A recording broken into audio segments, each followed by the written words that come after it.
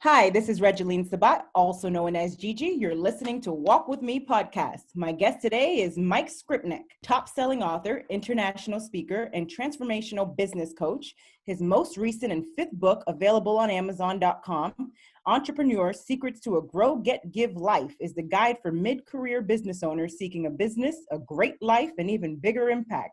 Mike is an expert in advising entrepreneurs in their personal and professional journey to realize their best life.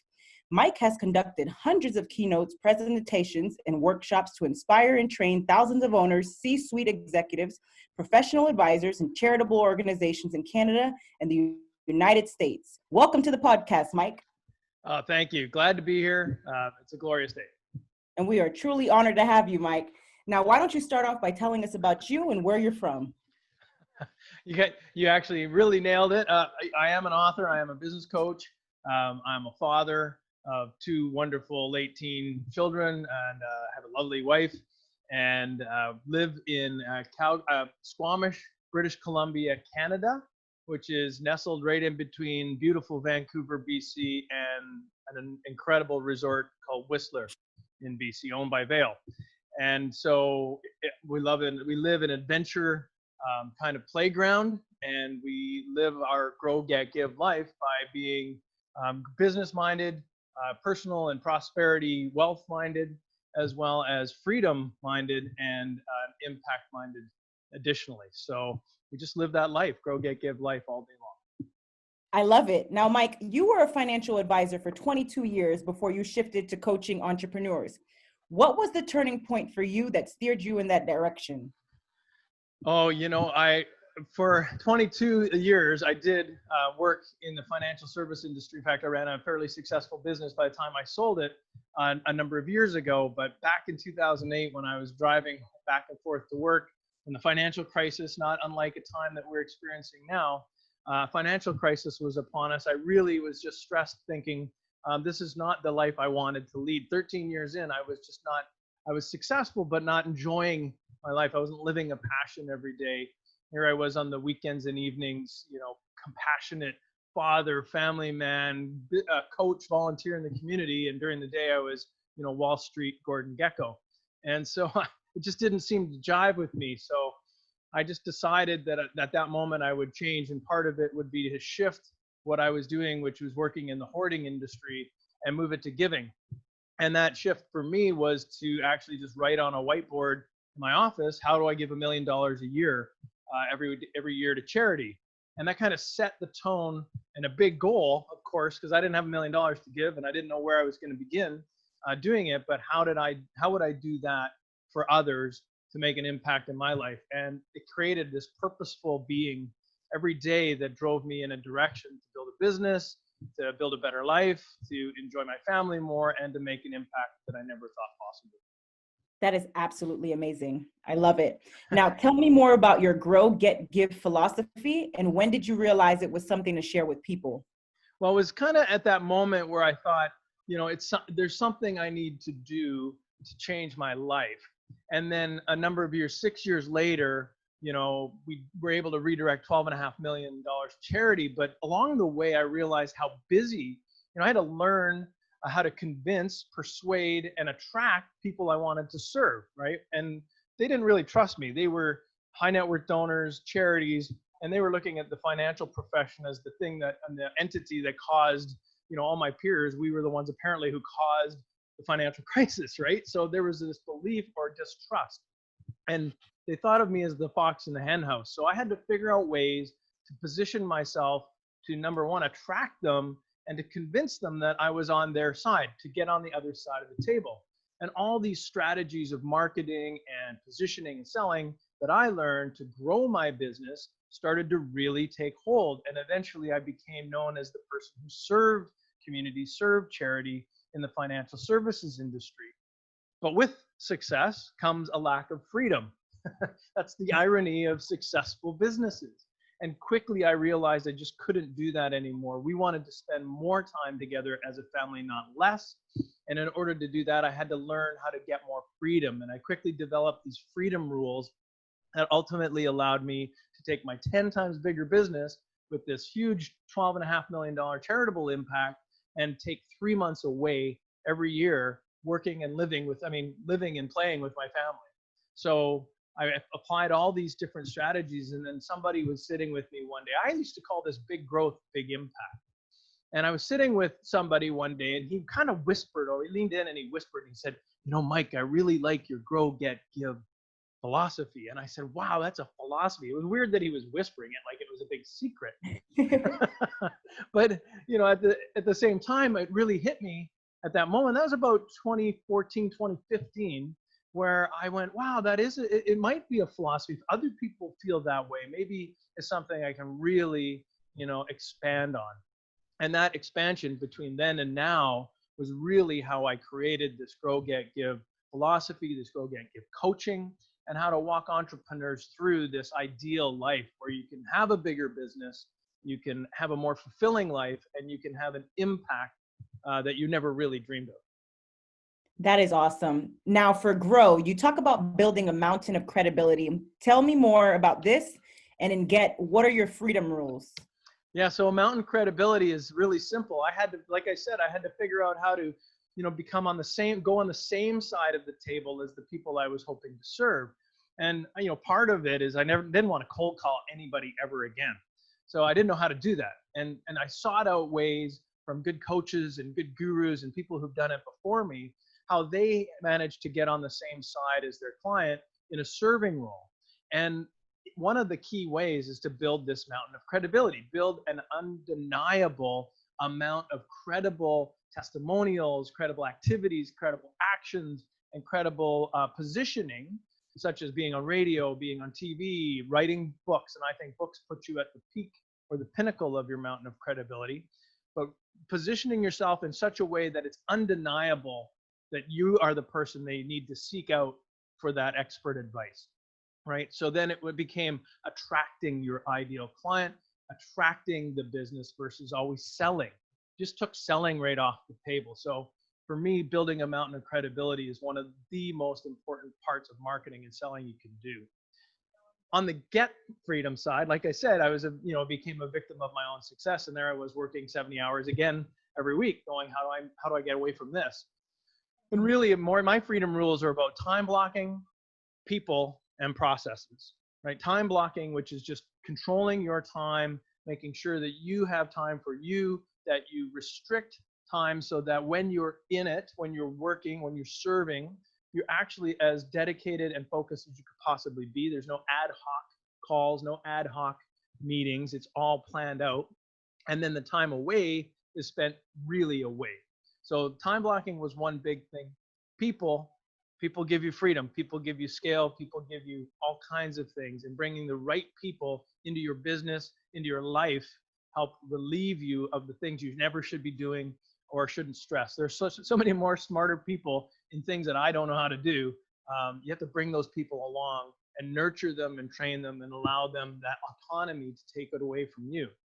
And then lastly is processes. If you don't know how your business is done, if you can't describe what you do as a process, you really don't know what you're doing. So getting a process also allows everybody else to get onto the same page and do the job or serve your customer in the right way.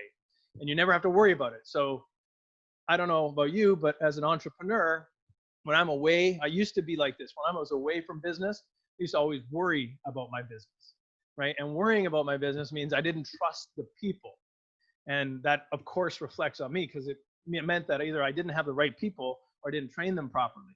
Right? So I couldn't trust them. And then I decided, well, hire the right people, train them properly, and give them the right guidance. And all of a sudden, you stop worrying about it. You give yourself permission to let go. And that was so powerful. And process is what underlies all of that. I agree. Trust truly matters, and we must always let go, let God. I love it. Now, finally, for your give, explain your big impact giving process. A lot of your work in the past has been in the area of philanthropy. Did you always give? Oh, interesting. I grew up in, I wouldn't say a rough community because it wasn't like the US urban communities where there may be guns. In Canada, there's no guns. But I grew up, I had drug dealers, thieves, bike gangs, like that was my neighborhood. Like my peer group who I played street hockey with or football in the front yards in the street, they weren't the same people who I grew up with in university. They weren't in my business community. And part of my sentiment was that I really need to help others who couldn't help themselves. I had that firsthand view, and I was able, because I had a great loving family, rise above it in this sense. But it never leaves you, right? And so I always felt I had to do more. I had this inside intrinsic drive to give back in ways that I could whenever possible. And that just kind of flourished throughout my life, but it wasn't really ever my core day to day until that moment, right? That moment in 2008. And once it became that thing, I realized the thing I knew was money and finance, and I knew wealthy people. And I knew the tools to help those people realize their philanthropic goals. So early on, say for a 10-year period, it was all about giving money. How do you structure people's financial goals to match their purposeful goals, their impact goals, and how do you make financial gifts? So philanthropy, very much for a large portion of that time, was about how do we give money. And ultimately it was tax planning and estate planning and all kinds of other things along with it. But over the last 5 or 6 years, what I've really also realized, and we all know this, we take it when we do emergency first aid, right? If you've taken a first aid course ever in your life, the number one rule is make sure you're safe and you're capable of helping others, right? You can't run into the fire if you're in danger of dying. And so what I've really started to focus on is, as I expanded the give back, I really started to look at us as human beings, how our wellness, our physical and mental wellness, and how that relates to our family, how it extends to our community. And without the community, our good lives and our good businesses aren't possible. And then what are the causes that really have trigger emotion in us and that we're connected to? Can we reach out to the world at large? So for me, it began to, instead of being this philanthropic give back financially, it actually came back into the center, which is us as human beings. How do we relate to our own selves? How do we relate physically and mentally? And how do we move that into our family community and then the causes that matter most? But I really believe you can do it all at once. I agree, and giving truly matters. Now, how are you able to guide over 12.5 million to charity? The truth is, I learned 2 key things. One is in that grow part was how to speak in a way that my customer or my ideal client or people who needed, my help, who I could serve, I learned how to speak their language. I really understood what they needed. I really understood how to get a hold of what their passions were and connect that with their purposeful being, and then move it from that general kind of conceptual level to tactics. So we could create a strategy to connect that with the things I knew, the financial tools and instruments and tactics I knew after, at that time, maybe 14, 15 years in the industry. I could really help by revealing things that would work for those families. And once we connected those 2 things, people who would normally maybe give an annual gift of $5,000 or $1,000 as a family, and think that's quite a lot, and that's quite generous. All of a sudden, we're looking at legacy gifts of $500,000 or $100,000. And when we could make that 100 times improvement to what their legacy could be, they were blown away. And that was where the real power and leverage came, is I understood the tools, right? That is amazing, Mike. Now, what is your next big goal? My next big goal is pretty simple. One of the core things is that for that last decade of my financial services career, while we were achieving this wonderful impact, I was serving people who the baby boomer generation. And so I'm a Gen Xer. I turned 50 this year. I was serving people, say 55, 75 back then. And that window of people are people who generally had done well. They had been entrepreneurs, business owners, executives, and they were planning their wealth, planning for that transition out of work from the creation to the preservation phase, and then planning on how to give it down the road and plan their tax and estate. And what I always heard was these people would say, if only I knew that 20 years ago. Right? They'd always say that when I brought up ideas and concepts that they thought were very useful for them. And then in the same conversation, I'd always get lots of information about what they wish they would have done better in their business. Most people don't live with a lot of regrets, but they do have hindsight. And hindsight just comes from, experience, which is ultimately wisdom. And the wisdom they shared with me was, if I knew 20 years ago what I know now about life, I would have done X, Y, Z. And so I thought, wow, this is a great way to combine the wisdom of business that I learned and gained over 20 years of being deeply involved with it and working with people in that way, and the reality of taking that information and giving it to people who are 20 years younger. So I changed my focus and I said, well, if you're creating wealth, you don't have to wait to give.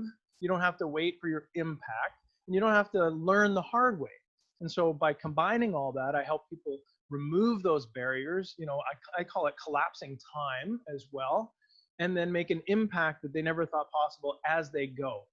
Quite frankly, some of the tools you can use that are financial instruments are way more effective and way more accessible in your 35 to 50 range instead of when you're 60. So those things are all very powerful, but most people feel immortal.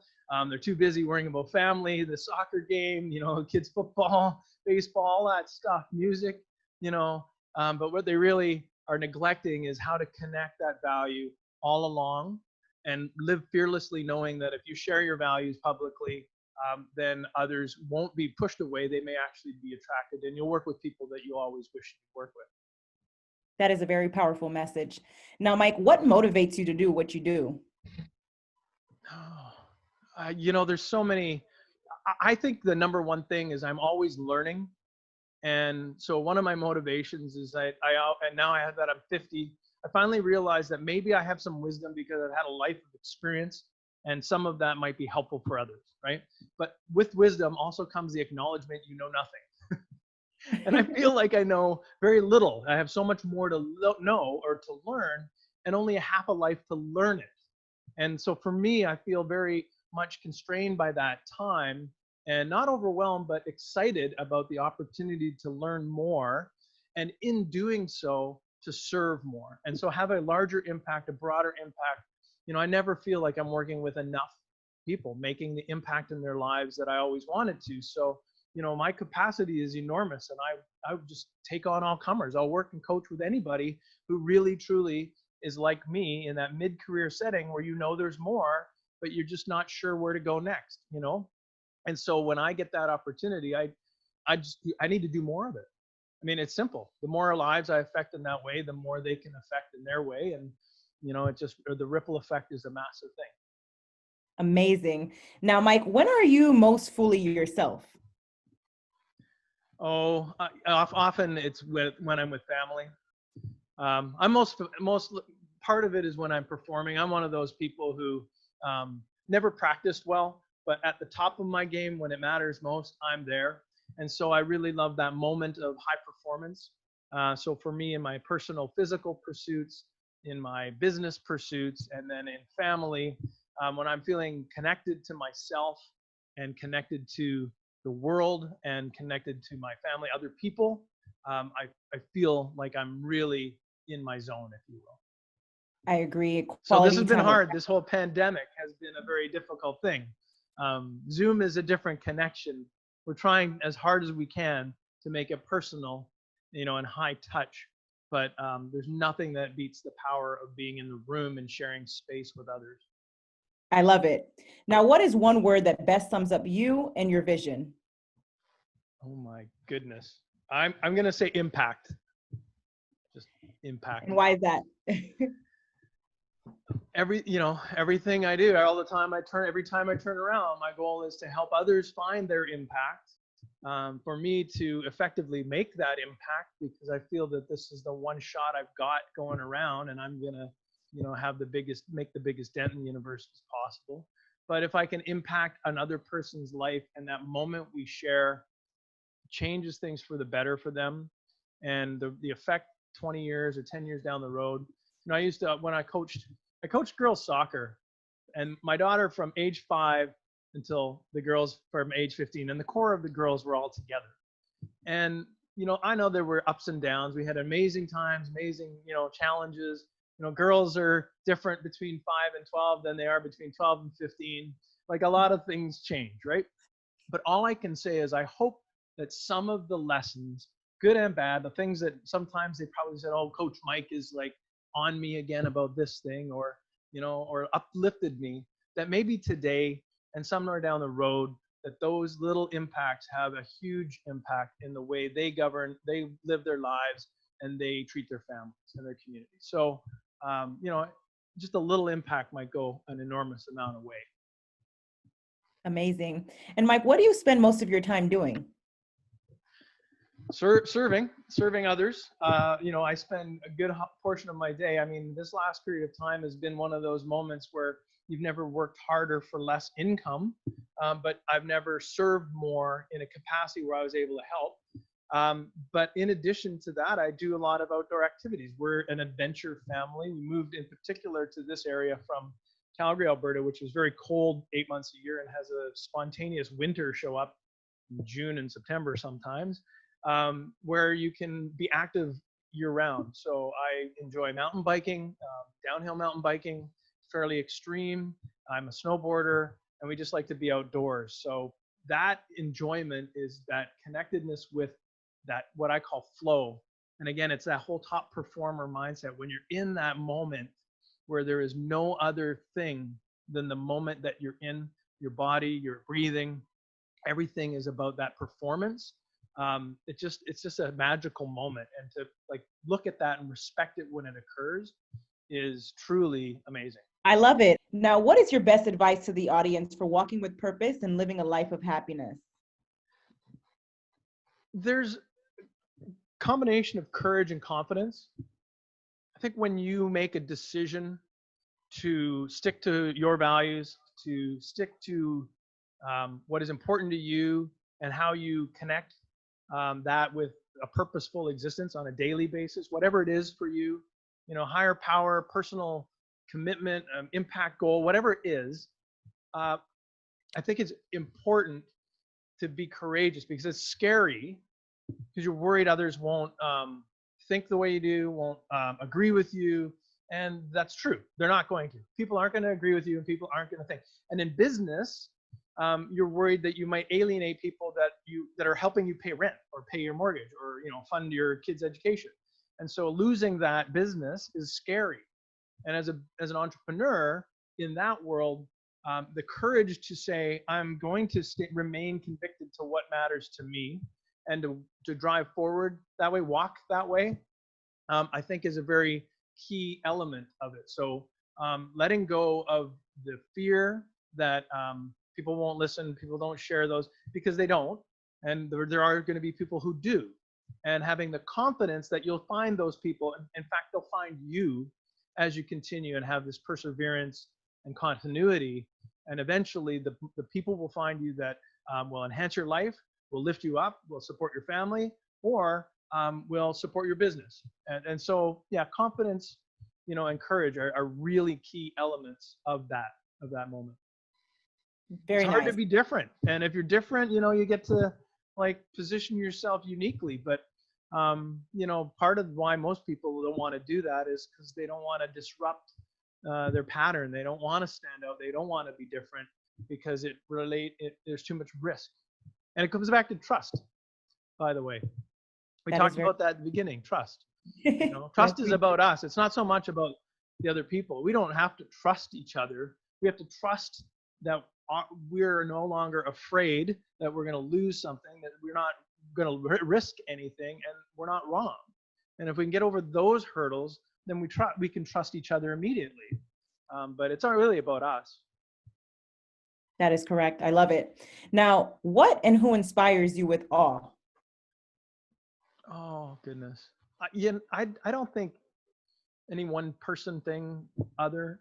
I just, where there are elements of striving for the best within you, whenever that rears its head, for me, I'm in awe. I watch top performers in sport, in business, in music and arts, and when I watch them, it becomes an awesome endeavor. Human spirit Mr. Lewis had just passed. It was a big deal, right? I watch with awe because he's at the top of his game just before he passes on from this world. His elegance and eloquence with how he conveyed a message of tolerance, passion, and striving to continue to drive forward for what matters. John Lewis, I mean, those things matter. And for me, I'm in awe of anyone who reaches the pinnacle of their game, if you will, when in the moments that matter most. So that's for me. I don't think any one person or one being hits me in that way as much as just the premise. I watch my son. He's striving to be in World Cup next year, racing bikes. And when I see him and his peers reaching those pinnacle heights, finding it within yourself, that craftsmanship and just all those things, just that gets me in awe all the time. That strikes me all the time. I love it. Thank you, Mike. Now, how can people find or reach you? Well, I always laugh because it's one of the easiest things. If you can spell my name, you're going to find me online. So that's a good one. There's not a lot of Skrypneks out there, but easy. Just email me if you want a conversation or want to find out more about me, info@mikeskrypnek.com. That's right now on the screen as well. Look up Grow Get Give, growgetgive.com, Grow Get Give Secrets. You'll find my book on Amazon, my books on Amazon. Basically, just get online. You'll find me on LinkedIn, Facebook, YouTube, you name it. We're all there right now anyways, and I'm there in a ubiquitous sense. I love it. Ladies and gentlemen, make sure to check out Mike on his website at www.growgetgive.com and www.mikeskrypnek.com. And also check out his book on Amazon, Entrepreneur Secrets, Grow, Give, Life. And Mike, thank you so much for being a guest on Walk With Me podcast. It's been an honor to have you today. Gigi, it's been absolutely wonderful. Thank you so much for having me. You're welcome, and have a blessed day, Mike. You as well.